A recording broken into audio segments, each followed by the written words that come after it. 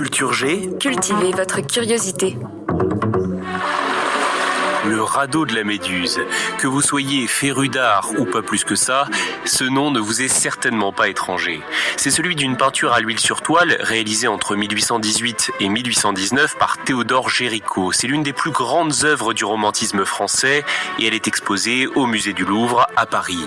Alors dans cet épisode, je ne vais pas seulement vous parler du tableau, mais de l'histoire qui se cache derrière cette toile, car il se trouve qu'elle est inspirée d'un fait divers tragique qui a bouleversé la société française de l'époque. Quelle horreur!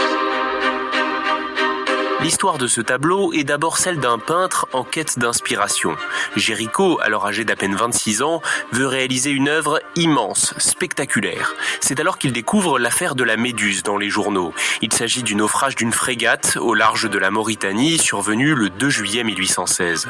Le peintre se passionne pour les circonstances de cet accident et les récits des rescapés. Il décide donc que sa toile racontera cette catastrophe maritime. C'est lui qui décide. Alors revenons sur l'histoire de cette catastrophe.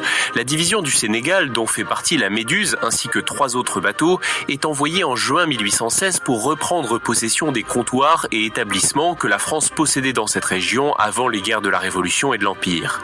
Lorsque la Méduse approche de la côte africaine, son commandant, Duroy de Chaumareix, qui est d'une incompétence abyssale, se trompe sur leur localisation. Il est persuadé d'avoir dépassé le banc d'Arguin dont les hauts fonds sont redoutés de tous les marins. Dans la matinée du 2 juillet, il met donc le cap vers le sud-est, croyant se diriger vers l'embouchure du Sénégal. Lorsqu'il s'aperçoit de la méprise et du danger qu'il fait courir à son navire, il donne l'ordre de changer de cap. Mais trop tard, la frégate percute un haut fond de plein fouet. Elle reste immobilisée malgré les manœuvres des marins et n'est déplacée que 3 jours plus tard à la force d'un violent orage qui l'envoie se fracasser sur les récifs. Il n'y a pas assez d'embarcations pour évacuer les quelques 400 marins, soldats et passagers.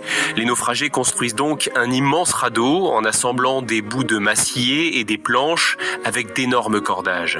Les 6 autres embarcations devaient ensuite le remorquer pour rejoindre la terre ferme.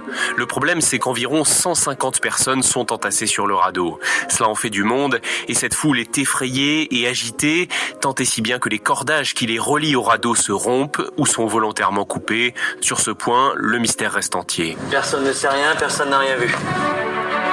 Abandonnés alors sur ce radeau de la Méduse, les naufragés vont vivre un véritable enfer. Il faut imaginer le manque de place, le soleil, la faim, la soif et l'ivresse. Car oui, il ne reste plus que des barriques de vin pour se désaltérer. C'est la goutte d'eau qui fait déborder le vase. Tout cela entraîne des bagarres, puis des massacres et même des actes de cannibalisme. Le peintre Géricault immortalise le moment culminant de cette tragédie en peignant des rescapés sur un radeau étroit, des morts mis en lumière et des vivants accrochés à un espoir infime, symbolisé par la minuscule silhouette d'un navire au loin. Parce que oui, après avoir dérivé pendant 13 jours sur ce radeau de fortune, les derniers survivants finissent par apercevoir au loin le navire qui les sauvera. Il s'agit de l'Argus, faisant aussi partie de la division du Sénégal. Comme on peut s'en douter, ce naufrage a fait grand bruit en France à l'époque. Sur les quelques 150 personnes qui se sont entassées sur le radeau, 15 seulement ont survécu. Ce qui fait aussi scandale, c'est l'incompétence avérée du commandant Duroy de Chaumareix.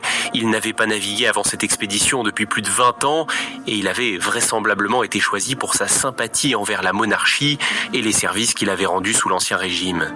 Après ce désastre, le ministre de la Marine est obligé de démissionner et Chaumareix est jugé en conseil de guerre. Le verdict. Pour l'abandon du radeau, M. Duroy de Chaumareix est déclaré non coupable.